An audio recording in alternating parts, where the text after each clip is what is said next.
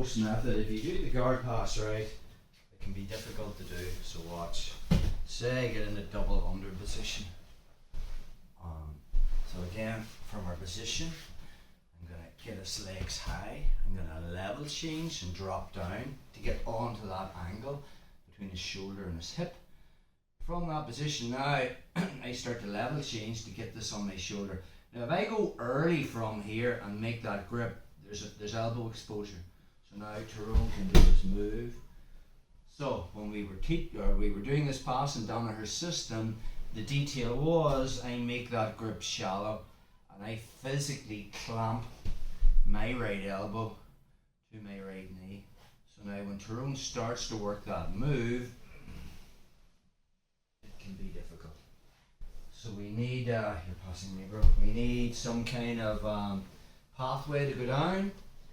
If I can't get the elbow post method because he's tucking his elbow, so let's just say Tyrone gets the leg on the shoulder. So if you think about the double under pass, Tyrone wants to make me eat my knees and it's uncomfortable. So we covered this in the earlier body mechanic drills. So if he's passing with his right arm, okay, underneath my left leg, my right hand's going to self-frame.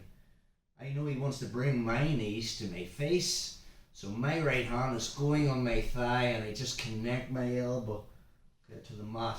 So now from there as he drives in, it just bides me time. My left hand is going to find his right hip.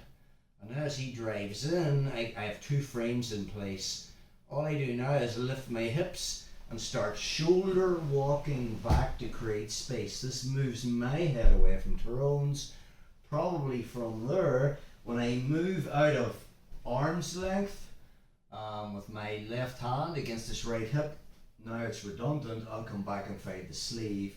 And now, because I've created space, Tyrone will probably trying to fill it, I bring my foot in and just get it into the shoulder.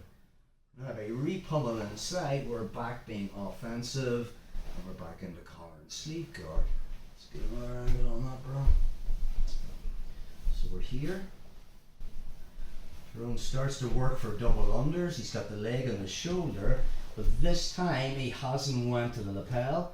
He's grabbed lower down and he's tucked his elbow, which means there's not a lot of elbow exposure, so it'll be very hard to do the elbow post method guard retention. So now this is our last chance to salvage our guard back. All I'm going to do from there is I'm going to put my right hand on my thigh so he's self-frame. My left hand's going on his hip. And I just lift my hips in the air and I start to walk on my shoulders. The second my hand goes within, it can't reach his hip, I'm finding the sleeve and getting my foot on his hip. Now as Tyrone drives, his foot on his shoulder. As Tyrone drives into me, I can keep him back with a leg press. I can re-pummel with my leg and get inside control. And now we're back into guard retention or guard offense.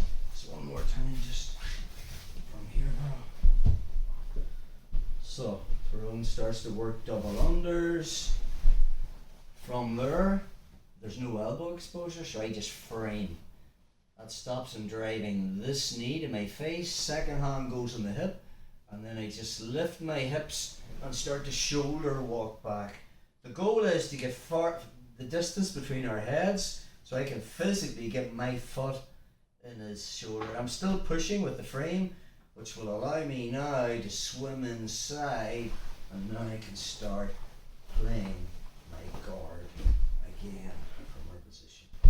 So that will be our last gasp escape, our last gasp of guard retention from the double under.